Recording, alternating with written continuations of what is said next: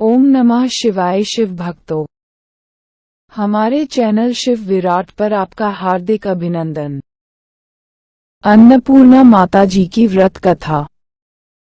काशी निवासी धनंजय की पत्नी का नाम सुलक्षणा था। उसे अन्य तो सब सांसारिक सुख प्राप्त थे, परंतु उसे निर्धनता ही एक द्वेष का कारण था। ये द्वेष उसको हर समय सताता रहता था। एक दिन सुलक्षणा अपने पति से बोली, स्वामी, आप कुछ उद्यम करो तो काम बने, इस प्रकार कब तक काम चलेगा। सुलक्षणा की बात धनंजय के मन में बैठ गई और वह उसी दिन विश्वनाथ शंकर भगवान को खुश करने को पूजा में बैठ गया। वह कहने लगा, हे देवादिदेव विश्वेश्वर, मुझे पूजा पाठ कुछ नहीं आता है, केवल तुम्हारे भरोसे बैठा हूँ। इतनी विनती कर 2-3 दिन तक भूखा प्यासा ही बैठा रहा। ये देखकर भगवान शंकर ने उसके कान में अन्नपूर्णा, अन्नपूर्णा, अन्नपूर्णा इस प्रकार 3 बार कहा। ये कौन क्या कह गया, इस सोच में धनंजय पड़ गया और मंदिर से आते हुए ब्राह्मणों को देखकर पूछने लगा, पंडित जी, यह अन्नपूर्णा कौन है। वे बोले, तो अन्न छोड़ बैठा है, सो हर समय अन्न की ही बात सूझती है। जा घर जा। अन्न ग्रहण कर धनंजय अपने घर गया और पत्नी से सारा वृतांत कहा। वह बोली, हे नाथ, चिंता मत करो, स्वयं शंकर जी ने यह मंत्र दिया है, वह खुद ही इसका खुलासा करेंगे। आप जाकर फिर उनकी आराधना करो। धनंजय फिर जैसा का तैसा पूजा में बैठ गया। रात्रि में शंकर जी ने आज्ञा दी कि तू पूर्व दिशा में जा, वहां इसका योग लगेगा और तू सुखी होगा। महादेव बाबा का कहना मानकर वह पूर्व दिशा को चल दिया और वह अन्नपूर्णा अन्नपूर्णा कहता जाता और रास्ते में फल खाता जाता, झरनों का पानी पीता जाता। इस तरह कितने ही दिन चलता गया। वहां उसे एक स्थान पर चांदी सी चमकती वन की शोभा देखने में आई, सुंदर सरोवर देखने में आया और उसने देखा कि उस किनारे कितनी ही अप्सराएं झुंड बनाए बैठी हैं। उनमें से एक कथा कहती थी और सब माता अन्नपूर्णा अन्नपूर्णा इस प्रकार बार बार कहती थीं। यह अगहन मास की उजियाली रात्रि थी। आज से ही इस व्रत का आरंभ था। जिस शब्द की खोज में वह घर से निकला था, वह शब्द आज उसे सुनने को मिला। धनंजय उनके पास जाकर पूछता है, हे देवियों, आप ये क्या करती हो। वे बोली, हम माता अन्नपूर्णा का व्रत करती है। धनंजय बोला, व्रत करने से क्या होता है, ये किसी ने किया भी है और इसको कब किया जाए, ये समझाकर मुझसे कहो। वे कहने लगी, इस व्रत को सभी कर सकते हैं। 21 दिन तक के लिए 29 गांठ का सूत्र लेना। 21 दिन न बने तो 1 दिन का उपवास करना।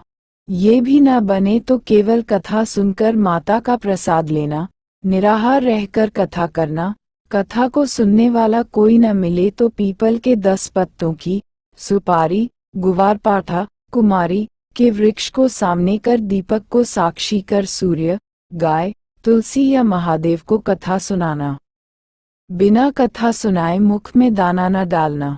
यदि भूल से कुछ पड़ जाए तो 1 दिवस फिर उपवास करना और व्रत में क्रोध न करें, झूठ न बोलें। धनंजय बोला, इस व्रत को करने से क्या होगा।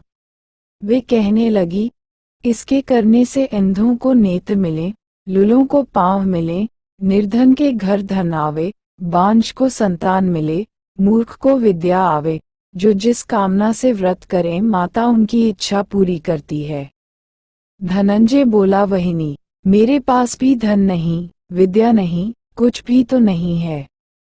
मैं दुखिया और दरिद्र ब्राह्मण हूँ, मुझे इस व्रत का सूत्र दोगी। वह बोली, हाँ भाई, तेरा कल्याण है, हम तुझे देंगी। ले इस व्रत का मंगल सूत्र ले। तब धनंजय ने व्रत किया और पूरा हुआ। तभी सरोवर में से 29 खंड की स्वर्ण सीढ़ी हीरा मोती जड़ी हुई प्रकट हुई। धनंजय अन्नपूर्णा अन्नपूर्णा कहता जाता था। इस प्रकार कितनी ही सीढ़ियां उतर आया तो क्या देखता है कि करोड़ों सूर्य के समान प्रकाशमान अन्नपूर्णा जी का मंदिर है।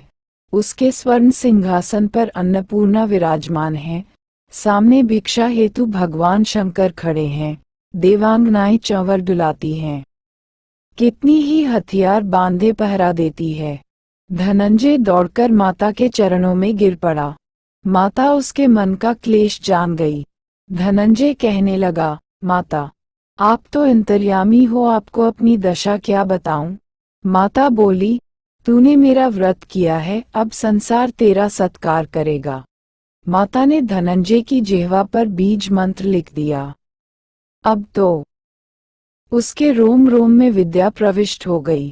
इतने में क्या देखता है कि वह काशी विश्वनाथ के मंदिर में खड़ा हुआ है। तत्पश्चात माता का वरदान लेकर धनंजय घर आया और सुलक्षणा से सब बात कही।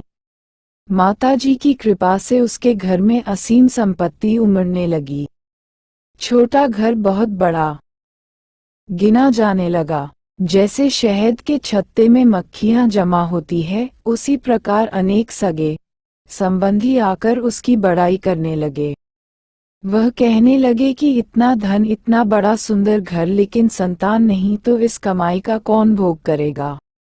सुलक्षणा के संतान नहीं है, इसलिए तुम दूसरा विवाह करो। अनिच्छा होते हुए भी धनंजय को दूसरा विवाह करना पड़ा। सती सुलक्षणा को सौत का द्वैख उठाना पड़ा। इस तरह दिन बीतते गए। फिर अगहन मास आया और नए बंधन में बंधे पति से सुलक्षणा ने कहलवाया कि व्रत के प्रभाव से हम सुखी हुए हैं, इस कारण यह व्रत हमें छोड़ना नहीं चाहिए। यह माताजी का प्रताप है कि हम इतने संपन्न व सुखी हुए हैं। सुलक्षणा की बात सुनकर धनंजय उसके यहाँ आया और व्रत में बैठ गया। नई वधू को इस बात की खबर नहीं थी। वह धनंजय के आने की राह देख रही थी। दिन बीतते गए और व्रत पूरा होने में 3 दिवस रहे कि नई पत्नी को खबर मिली। उसके मन में ईर्ष्या की वाला दहक रही थी। वह सुलक्षणा के घर पहुंची और झगड़ा करके वह धनंजय को अपने साथ ले आई और नए घर में आकर धनंजय को थोड़ी देर के लिए निद्रा ने आ दबाया।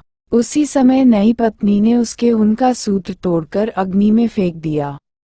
अब तो माताजी बड़ी क्रोधित हुई। घर में अकस्मात आग लग गई। सब कुछ जलकर राख हो गया। सुलक्षणा जान गई और पति को फिर अपने घर ले आई। नई पत्नी रूठकर पिता के घर जा बैठी।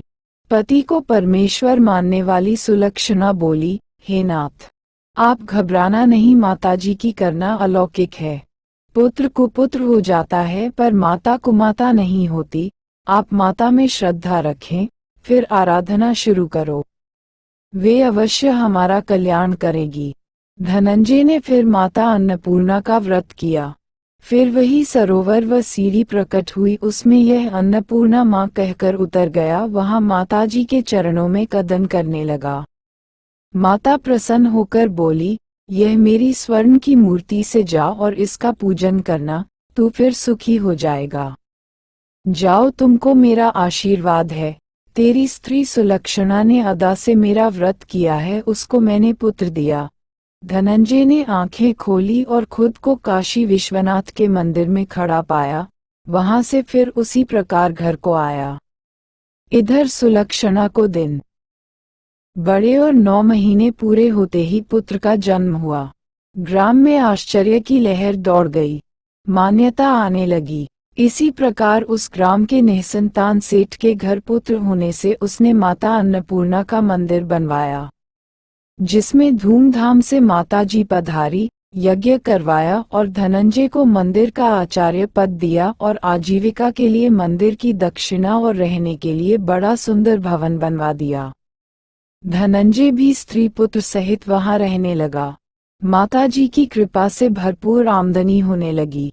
उधर नई वधू के पिता के घर डाका पड़ा, सब कुछ लूट गया। वे भिक्षा मांगकर पेट भरने लगे।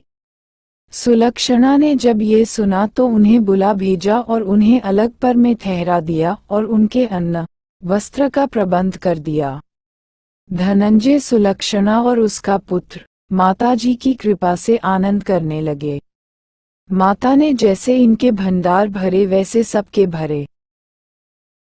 वीडियो अंत तक देखने के लिए आपका दिल से धन्यवाद। और भी वीडियो के लिए लाइक करें और चैनल को सब्सक्राइब करें।